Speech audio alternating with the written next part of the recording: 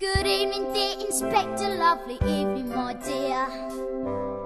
I know this man, my friend, his name's Inspector Javert. So don't believe a word he says, 'cause none of it's true. This only goes to show what little people can do. And little people know when little people fight. We may look easy things, but we've got some bite. So never kick a dog, because it's just a pup. We'll follow 20 armies and we won't give up. So you better run for cover when the pup grows up. All right, welcome back aboard. Afternoons live on KFIV, 1360 AM Modesto, KWSX, 1280 AM Stockton. 'Tis a Constitution Thursday episode of the big show. A couple of stories we got to get to before we delve into this. One with hope, one without hope, I guess. We had the story on, was it yesterday or the day before yesterday, about Patterson with the attorney out there that's got his feelings hurt by the bloggers who filed this lawsuit. How many of you knew that California, as critical as I am of the California State Legislature some time ago recognized the fact that the First Amendment says that we have the right to free speech, and that political free speech is especially what was intended by the First Amendment, and therefore should be especially protected. The California State Legislature recognized that, passed a, well, I guess technically it's a law. It's part of the California Civil Procedure Code, Section 425.16, called the California Anti-SLAPP, SLAPP statute, Strategic Lawsuits Against Public Participation. Which is a fancy way of saying that much like King George used to do. Remember, King George III used to fine members of Parliament who would say things that he would disagree with. So you got the Parliament meeting over there, and someone says, oh, this is a bad idea. If the king disagreed, he'd slap that person with a fine. And along the way, I guess California was having a problem with civil servants and politicians who work for us filing lawsuits to try to make us shut up, or as someone once just said, stifle us from talking about them. Fortuitously, way back when the California State Legislature passed this law, and I'm quoting here, the legislature finds and declares that there has been a disturbing increase in lawsuits brought primarily to chill the valid exercise of the constitutional rights of the freedom of speech. Legislature finds and declares that it is in the public interest to encourage continued participation in matters of public significance, and that this participation should not be chilled through the abuse of the judicial process.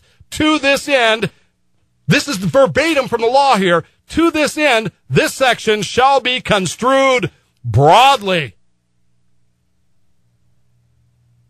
Now look, I pick a lot on the California State Legislature, and quite frankly, they've earned it. But this is one they got right. This is one they got absolutely smoking right. And it's been some time, obviously, since they did this, but this is absolutely spot on. The state of California said, you know what? It's freedom of speech, folks. If you can't handle the heat, get out of the kitchen. If you can't accept criticism, you don't belong in public service. And that, by the way, includes being a civil servant. Civil servants have, throughout the history of the service, tried to be anonymous. They tried to hide behind the politicians. They try to get out of the way.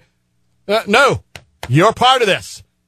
You're just as subject to the criticism as part of that government. You collect a government paycheck. You get paid by the citizens. You are subject to critique and commentary and free speech. Same as politicians. If you don't like it, quit. Go to work in the real world.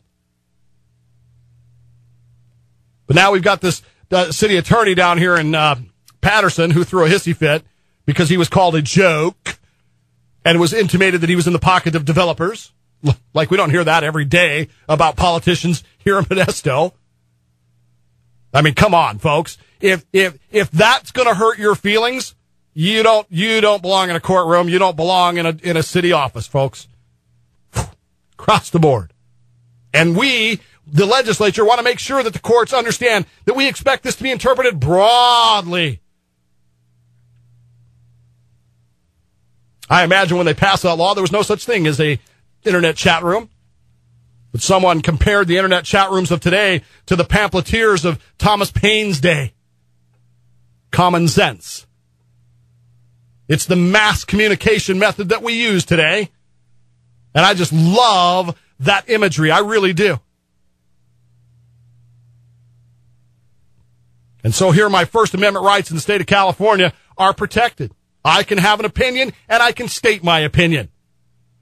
Now, I'm sure that there are limits to that. I'm sure that if I came on here and said something degrading or intentionally untrue, that'd be a different story. But if it's my opinion that this lawsuit is a joke, that's my opinion, and that's free speech. And if you don't like it, tough bananas. You're a civil servant. Quit. Go work somewhere else for real and stop collecting a taxpayer-funded paycheck if you can't handle it. Or do a better job as a city attorney, one of the two. Court case is getting tossed out. Keep in mind that you work for the people, not yourself. It's time for public servants on the civil service side of things to start recognizing the fact that you're not immune to critique, criticism, or complaint. You're paid by the taxpayers. You work for us. If you can't handle it, there are other jobs elsewhere. There's no more hiding behind the civil service banner going, oh, you can't critique me, you can't criticize me, that's libel. No, it's not. And even the state legislature recognized that fact and passed a law saying, that's just disturbing. We're not going to allow that anymore. And here's the real kicker in all this. I would expect what did they call himself the other day? Accomplished attorney? I would expect an accomplished attorney to know that. Makes me question it. I look at the facts. I look at what's happening. I read plain English, and I got to go, how does an accomplished attorney not know that? How does an accomplished attorney not understand that? And the only conclusion I can come to, using Occam's razor, pluralitas nanas penenda senenas asatate, the only conclusion I can come to is that it's an intentional attempt to stifle free speech. And no public servant should be allowed to even try that, let alone get away with it. I said, hey.